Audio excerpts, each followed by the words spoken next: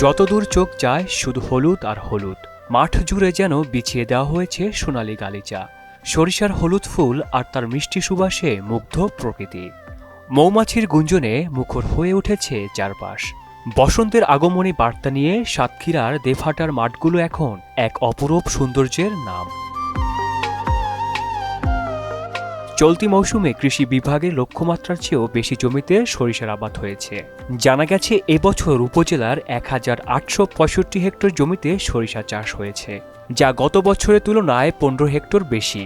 প্রণোদনা কর্মসূচির আওতায় ২,২০০ জন কৃষক পেয়েছেন উন্নত মানের বীজ ও সার। আমি একজন চাষি, আমার জমি আছে, এখানে শস্য চাষ করি। এই শস্য চাষে গত বছর অনেক লাভবান হয়েছি। এবারও ফসল খুব ভালো, অনেক লাভবান হওয়ার আশা আছে। ইনশাআল্লাহ লাভবান হব। এবার আশপাশে জমি যাদের আছে তারাও শস্য লাগাইছে, প্রচুর শস্য হয়েছে। কৃষকরা জানান, সরকারের সহযোগিতা আর অনুকূল আবহাওয়ার কারণে এবার সরিষা ফলন ভালো হবে বলে তারা আশাবাদী। তেলের দাম বেশি হওয়ায় কৃষকরাই সরিষা উৎপাদনে আগ্রহী হয়েছেন। ঝড় বৃষ্টি না হওয়ায় ফসলের কোনো ক্ষতি হয়নি। এখানে সকলেই সরিষা চাষ করে, সুন্দর ফলন হয় এবং প্রতি বছরে সবাই সরিষা আবাদ করে এবং বাইরেতে বহুত মানুষ আসে পর্যবেক্ষণ করতে, দেখে ছবি উঠায় এবং আনন্দ পায়।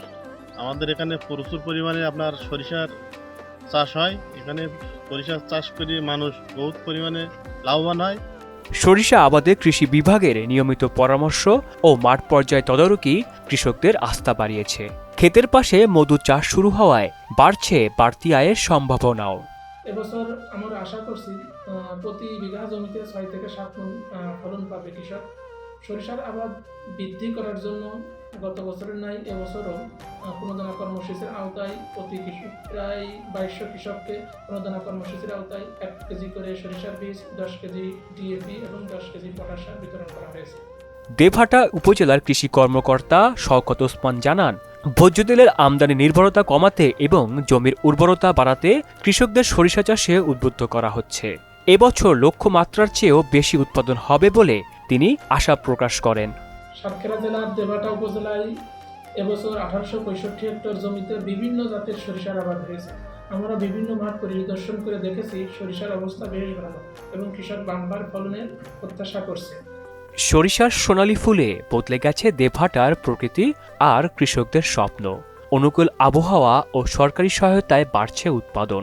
ভোজ্য তেলের স্বনির্ভরতার পথে এগিয়ে চলছে এই জনপদ। আহসানুল হৃদয়, মোহনা অনলাইন।